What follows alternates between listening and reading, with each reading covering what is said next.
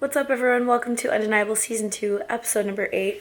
It is currently Monday, May 1st, and you guys know that I went to St. Louis this past weekend, and the plan was actually to vlog it for you guys, show some of the other athletes on the channel, kind of get them to talk and interact, but I ended up bringing the wrong battery charger connector cord thing for my camera.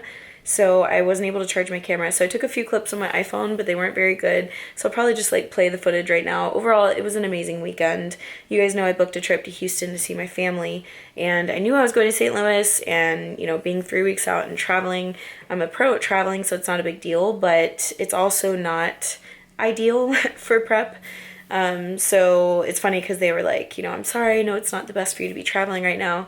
And honestly, it was so good to see my first form family that I didn't realize how much I needed that as well. So, and it wasn't all a hassle. I just had to plan a little extra. I had to put a little extra effort into my meals and scheduling. And whenever we travel there, they give us an itinerary, which is completely mapped out for the entire day. So we do not have any free time. So I plan everything around that, and I make sure I wake up early and do my cardio. I went out with the team, and I would make sure that I left early so I could go home to get sleep so I could wake up for cardio. So it's just, it takes extra effort to continue doing prep especially when it's at the last few weeks when you have the most amount of cardio and the least amount of calories. But I made it work. Amazing weekend. I love them so much. And got home last night. The goal last night was to completely unpack and clean the entire apartment, but I didn't end up doing that. I needed sleep. So I went to sleep, got up this morning at 5 a.m., back on my regular routine. I have 9 full days back on my normal routine being here in California, and I am going to make every single second count. How I'm feeling right now, I had 2 refeeds on Saturday and Sunday, and generally after those days I have really good lifts. Right now, honestly, I'm feeling very tired and I don't know what it is, just very tired. I think once I get my shoes on and go back to the gym for this last session and kind of get moving, I'll feel a little better, but my legs also feel very tired. I gotta take progress pictures and pose, so we're gonna see how that goes. But even with, feeling tired or whatever it might be, I don't let that emotion or how I'm feeling affect the amount of effort that I put in. So I think it's really important to be able to detach your feelings from the effort that you're going to put in. So I will definitely give it my 100%. And like I said, I have 9 days left to be able to train here at Gold's, be in my normal routine before I travel for the rest of prep. So I've got to make it count. I've decided to vlog a little bit, so I am going to take you guys with me to the gym, show you a little bit of my cardio and my training. I'm solo vlogging today, so it won't be the best angles, but I will share some of it with you guys. And I'll see you back for a meal whenever I get home. I hope you're enjoying the video. Thank you so much for being here on the channel, and I'll see you in the next clip.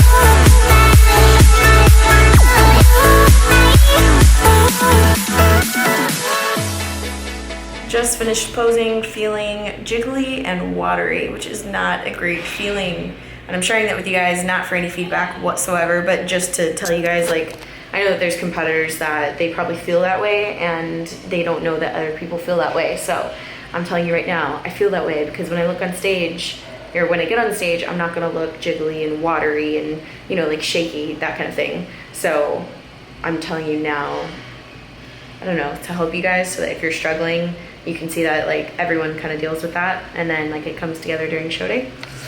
My brain is not working, so this whole connecting the dots thing, I have no idea if you guys are on the same page or if I'm just blabbing. But I'm gonna go to the bathroom because I have to pee really bad, and then we're gonna get started with the workout. Welcome to this commentary. Hope you guys are enjoying the video. As you can see, it's kind of getting more and more difficult to vlog. As I get deeper into prep, have lower energy levels, and it's kind of difficult to articulate what I'm trying to tell you guys. So in this clip, I'm putting on my Sweet Sweat. You guys know that I use this for my cardio, sometimes for my lifts as well, but I love to use it for my cardio. A commonly asked question that I get is, Emily, does Sweet Sweat work?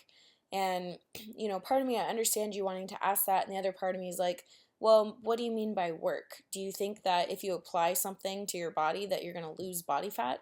Absolutely not. Like, this is not going to do the work for you. But just like it says, it's a sweat enhancer. So does it make me sweat more? Absolutely. I sweat so much more when I'm using Sweet Sweat. So like if I'm at home and I don't feel like going to the gym yet, I'll literally put this on my stomach and put my waistband on, and then all of a sudden I'm like, well, now I have to go to the gym because I have this stuff all over me. And then I get to the gym, and as soon as I start dripping sweat, I literally feel amazing. Like, I'm the kind of person that when I drip sweat, it motivates me to push even harder, which then leads to a better workout, a better cardio session, and a better workout or cardio session paired with a good diet is going to lead to more results. So again, it's something that is so not necessary whatsoever, but I really enjoy the effects of it. Even if the only thing it did was simply make me sweat and it wasn't even motivating, I would still use it just because I enjoy it, and that's it. I don't have a discount code for them, but if I ever do get one, it'll be in the description box, which is where all my other discount codes are. So this was a glute isolated workout. You guys saw I did the little step mill for my warm up. I did just like 5 or 10 minutes of that just to get blood flowing in my glutes, and I made sure to push through my glutes. I started with a I started with a superset, which was this butt blaster machine, and on this one I make sure to push through not just my glute but kind of like my midfoot to my glute, and I make sure to contract the glute and really squeeze at the top there. So a lot of time people can just push this up and down without ever fully contracting their glutes, but I make sure to be very intentional about every rep. The way I look at it, I'm not going to do a rep and like it not count, you know what I mean? I'm not going to do it and halfway do it. If I'm going to do it, I'm going to make sure that that pain is worth the pain. So I believe I was doing anywhere from 15 to 20 reps on these, and I did 4 sets of the superset. So paired with this butt blaster machine, I was doing a sumo squat, and with this one I was making sure to stay very upright while maintaining tension in my glutes the entire time, from the bottom of the movement all the way to the top of the movement, before I started, during, after I started. The whole point was just to put as much blood as I possibly could in my glutes. So a lot of people say that they lose their butt when they start to do a lot of cardio. Honestly, I do too. It starts to get so much smaller, and it's not almost disappointing. It is disappointing because you're like, I don't want it to get smaller, but honestly, that's when conditioning will start to show through. So I'm hoping that we can get my glutes and hamstrings nice and conditioned. I know the muscle is there, and it is sadder that our booties get smaller as we get closer to show day, but it'll be worth it if I can get that conditioning. So moving on to the next exercise. This one is another kickback machine, but I like how it goes on the other side of your knee. So when I go up, I focus on time under tension. I'm not going to bore you guys with this because I've talked about it so many times in so many of my other videos.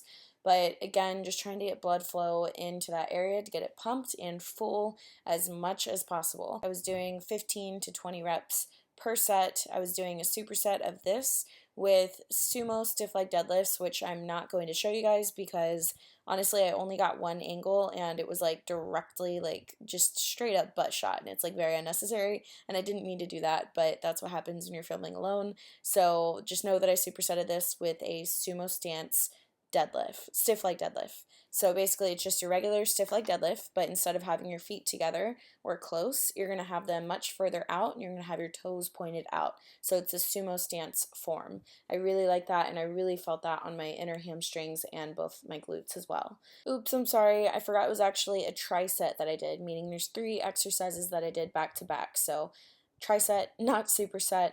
It was this vertical leg press, and I switched between having my feet in a more of a sumo stance like you see here, and then also more of a close stance, but always, no matter what, the whole time focusing on my glutes. I've noticed with these kinds of exercises, you really have to play around with your foot placement and figure out where you personally feel it. So if you see me doing it this way and you copy it exactly and you're like, I feel it in my quads, play around with your feet, play around with where your toes are pointing.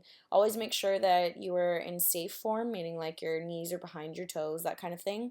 But find what works best for you and your body mechanics, because everyone is different. So now on these, I would do 20 of them super wide and 20 of them more narrow stance. Again, just focusing on my glutes. The next superset I am really excited to share with you guys. It's a little tricky setting up. You have to stand on a box using a cable. You can use a straight bar or the curved bar like I am here. And there was like no possible way for me to get a great angle, but I did get 2 different angles to hopefully show you guys how I was doing it. But basically I was keeping my feet together. I was on the box so that I could get a better range of motion, more stretch at the bottom, and that's exactly what I was doing, stretching at the bottom, squeezing my glutes, and using my glutes to pull up with the hip thrust at top. So that's kind of generally how it goes with most glute movements. So I was doing about 20 of these, supersetted with some curtsy lunges from a step. I just did them single leg, meaning I stayed on the same leg for the whole, 15 to 20 reps that I would do on each leg before then moving on to the next leg. So 20 of these and then 20 per leg of the curtsy lunges equaled 1 set. Did a total of 4 sets, and by the end of this superset, my glutes were very pumped. They felt really great. It was a really good isolated glute workout. I did do a few more exercises that I wasn't able to get recorded, but I ended it with a really cool little circuit that I put together where I was able to incorporate some accelerated cardio into it. So let's move on to that.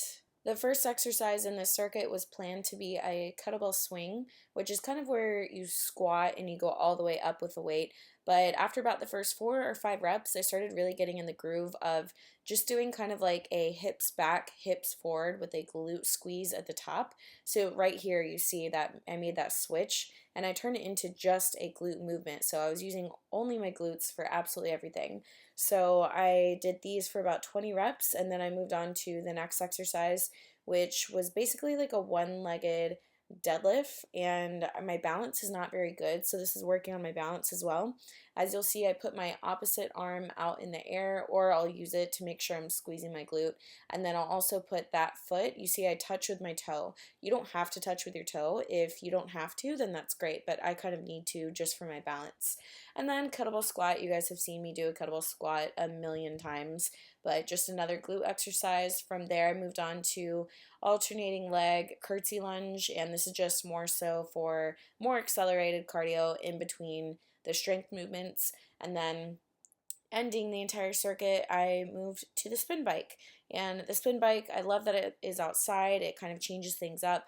I went with how I felt. So I did a total of 5 minutes in between each set, which is a good amount of cardio. And I would kind of do different levels. I would do like an easier level if I was really tired, kind of like a recovery minute. And then I would do a minute of more moderate, and then maybe a minute hard.